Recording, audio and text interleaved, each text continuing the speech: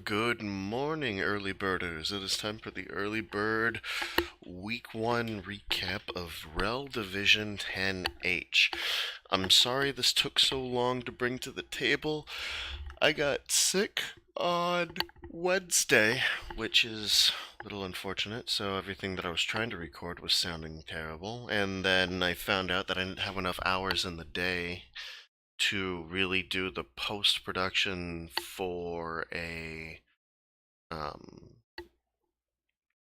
for a replay analysis that I was going to try and do. So for now, we're just going to do something kind of basic and bare bones. And then for next week, I'm going to see what I can do to kind of meet my original aspiration about halfway. In the meantime, let's go ahead and take a look around the division this week. So we had For Chaos Sake playing Please Be Gentle. And I do believe that this was an undead team versus the token high elf, and it was a solid 2-0 win for Capone. Looking at the details here, we do see that the undead held onto the ball for at least a simple majority of the game. Elves coming out with the fame, but not enough to carry the day here. Similar blocking stats for both teams, but the difference is clearly shown in the armor breaks. At 12-5, leading up to 3 KOs, 4 casualties, 2 of them kills for the undead. That is simply amazing.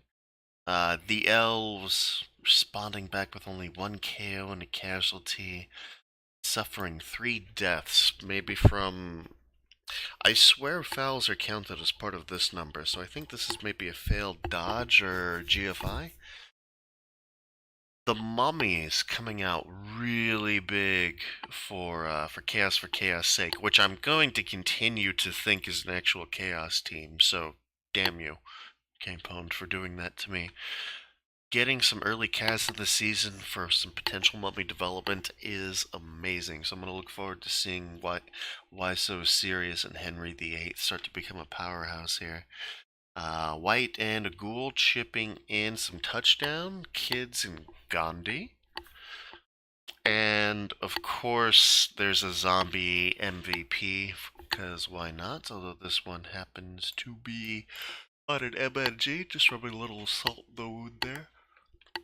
All ghouls still healthy, and we got a... Is this a post-game zombie? Mormicon?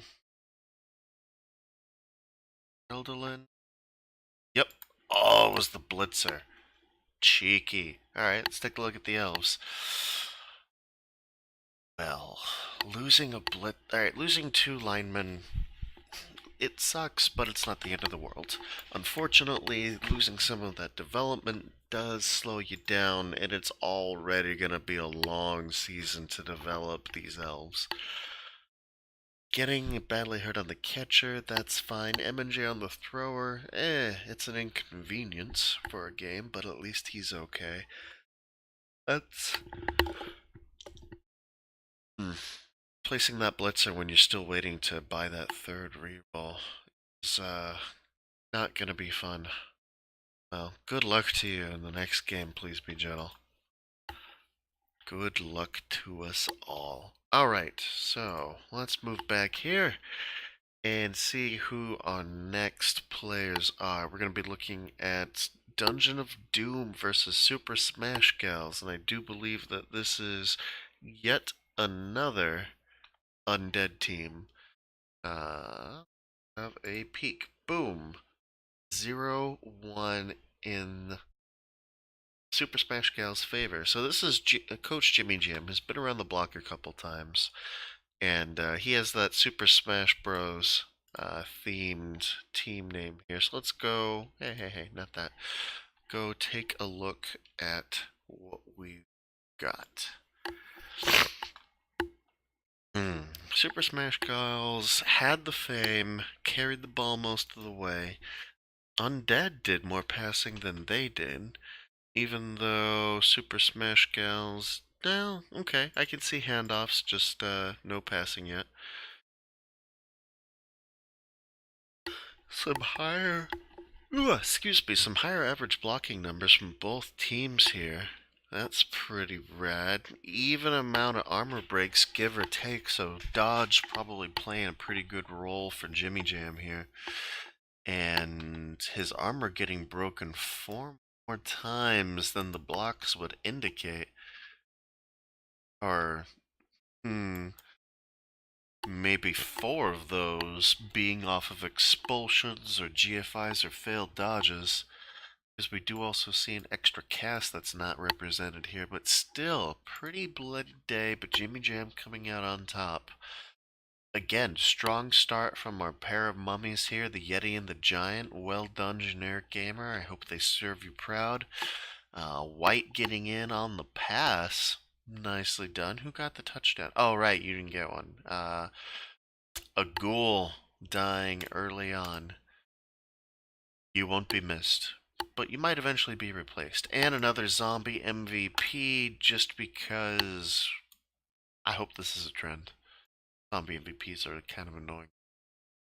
And another MMG too. So close to being the same. Oof. Whoa. Super Smash Gals losing Peach to a minus strength. I doubt you keep that just for Blodge's sake. Plus, it's Amazon's. He'll pretty quickly have enough cash to replace that. He starts with almost everything he needs anyway. Catcher catching the MVP. Well done. And a couple badly hurts. Nothing really hurt there except for Pride. And we got a casualty on a blitzer. That's a good start, and a touchdown on another one.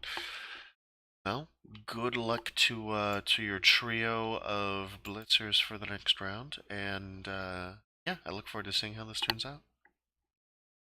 Okay, moving right along. Trust in Gob versus the Sun Nom Nom Nom Eaters. That's how I'm going to choose to read this little bit in the middle here. I think this is one of the earlier games played in the week, and if I'm not wrong, it was cast uh, by Keandre, the Goblin player. So, to reveal their stunning... I'm enjoying this little bit of editing at least. Or not editing, but their work. 2-1 to the Goblins. Did not get nommed up like they potentially were fearing. But the details are in the pudding. With the Goblins controlling the ball 75% of the time, what in the world happened here? Because this is versus, yep, another undead team. Oh, man. So, fame was had by the Sun Eaters. Good for you. No completions for the Goblins. I'm not surprised. Running all over the place with that ball. Only 7 blocks behind. Similar armor breaks. Probably a lot of dodge doing a thing. Got broke 3 more times than blocks would indicate. So that could be some ball and those count as blocks still, I think. So maybe some bombardier action going on here. Oh, Goblin suffering no KOs. Did rack up or did take 5 casualties. A lot of expulsions this game. Oh, that's amazing. Sadly, Bomber Dribble's not eating up the MVP. Sometimes that's the price of working with star players. But it seems, at least I hope, that he did you proud in order to earn that. The Pogo are getting both of the touchdowns for an early season level. I can't wait to see what that's going to be. And, well, at least he's getting that use out of him that I was talking about, that he needed to be. Because he sacrificed starting the season with a chainsaw for this. So at least it won him a game. That's great to see. Dead Goblin, you don't really care. I could swear these were actually Colt. So there might be something with the HTML code that's not quite playing right with Rebel.net here. Some MNGs. It's annoying. It's definitely going to bring that bench down for next game. But if he can get another two star players, then hopefully that won't matter a whole lot. Sun Nom Nom Nom Eater's not getting any great start on his mummies like we were seeing the other undeads do. A nice little touchdown on Corpse Ravager here, and a casualty on Mudcrawler. Okay, so some Ghoul SPP, very nice. Yet some more passing action happening from the Whites, in addition to a casualty. And a zombie finding a casualty too. And I think we're now officially 3 for 3 undead teams getting MVPs on zombies this week. So congratulations on the hat trick, guys. Give yourselves a cold, dead round of applause. Alright, let's move back to the results. Next game we're going to be taking a look at is the Monsterville 1x1s. I got corrected on this, thank you for that. Versus the Chapo Trap House. And they put out a 1-0 win for the 1v1s. Those are the dwarves, I believe. Yep. Oh, this was a dwarf versus rat team. We know how those go. They usually go one of two ways, and they're pretty extreme. This I did. Oh, right. This was the bye week because they couldn't set things up. So, womp womp. So, admin win to the dwarves because I think Mammal missed the time and then never heard from him for the rest of the week. So, that's a shame. Good luck on, hope you guys get games in next week. You know, enjoy the season, he says while people are dying all around him. So, alright, let's go back to the week results here. Find the last two real games of the week. We've got Economy of Scale versus Berserker Gang, Lizards versus Norse. And the Lizards are able to take it for real. Another one of the veteran coaches in this division who really knows how to scale things up with his team. So, in the details here, let's see. Berserkers had the fame this game, and ball was on the floor for a fair few. Lizards racking up the higher block tally, getting the KOs, getting the Kaz lead. So it's kind of looking like, unless these KO rolls weren't that generous, that the Lizards held the lead as far as bodies went in this game. Karoxagor getting some early development. I love seeing that. I love these guys. He's my American dream too. Block Friday taking an MVP for the team. That's okay. And perfect landing of the MVP on supply sideline economy. Getting an early Blocksaurus is going to be so amazing for him. But it's also going to mean that this guy might do the majority of the blitzing and is going to start eating up more SPP that could otherwise start going to these other hard-working lizards. So we'll see if that affects him. I really hope this wasn't a double because that's just one of the hardest choices to make early on when you really, really need that that block for the security and what he's going to be doing more often in his turn than not. Yeah, it's definitely cutting out the letters, because I know that's fraud, not rod. Although, I am willing to change tact here if I need to. The Berserker Gang getting off kinda light, actually. Ulferner and Lineman. Crunch Johnson taking the badly hurts, but that's not terrible at all. A niggle on Stag Fizzle Beef, it sucks, but it's 50k worth of suck, so it's not that great. Another lineman eating the MVP. I don't mind that on the Norse team compared to the zombies. He can still get useful things, so that's pretty great. All the important positionals are healthy for this week that we actually live in. So, not a shabby way to lose the first game of the season. Okay. And last but not least, originally this was the game that I watched a replay of that I was starting to do some recording work for, and I was going to try and edit it down for time because I wanted to try and throw in one replay cast a week with this, but it just didn't work out for this, and I'm sorry again for that, but I'll try to throw some of those details in here. So we had Ron Nation versus Spoony Bard, the true min-max, because I wanted to see, he's clearly, Spoony Bard's making a statement with this Amazon team and trying to milk their TV efficiency as much as he can. So I really wanted to see if he could pull that off going into the start here, especially against a rookie Chaos team with none of its skills on deck yet. But it didn't work out that way.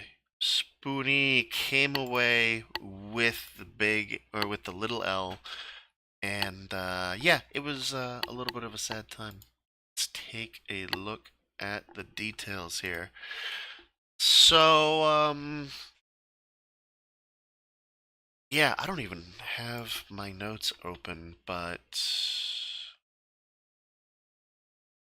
yeah. Spoony Bard did have just some kind of below average luck with a lot of his block dice early in a couple of his turns that cost him some rerolls, and in some cases it didn't really let him get everything done, although in others he was greedy and just kept taking the LOS blocks and getting away with them anyway.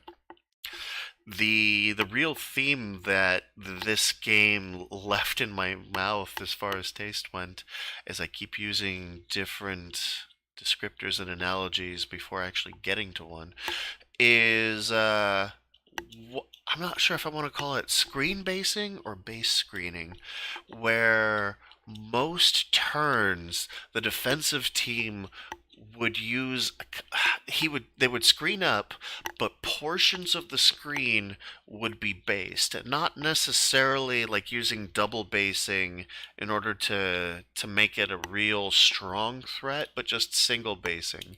So there was just a lot of kind of calling each other's bluffs or trying to sucker the Amazons into a fight that happened here. But the Chaos got a sea of POWs in this match, which really helped them get those 9 armor breaks, um, or at least the 4 that they actually cost. Because Spoony had some fair few bad dodges during this too, I do believe, that got him into a little bit of ouch. So, yeah, overall, nothing much to see on the Chaos side. This was a bit of a love fest if you take the KOs out of it. Touchdown on Tigertron and Pterosaur getting a pass and the MVP for a level. So, I don't know. First level on the Chaos team. Block or sure hands, I'm willing to bet. I haven't looked at the current state of it, so we will do a quick pass for some of the levels, I think. Nah, because that'll be spoilers for week 2. So I'll just look at all that in the week 2 video that I'm going to have to put together right quick here. The true mid-max. Badly hurt on Blitzen. And bleh. Nothing really much to talk about here. MVP landing on one of the positionals, so while it was unlikely, statistically, congratulations on getting the SPP just where you wanted it. So that's a pass away from getting something neat, like maybe some guard or some mighty blow. And yeah, that is all that we had for this week. I don't believe I'm going to show the current standings in this division, but let me just check it behind the scenes real quick anyway. I don't want to necessarily give away too much in the way of spoilers.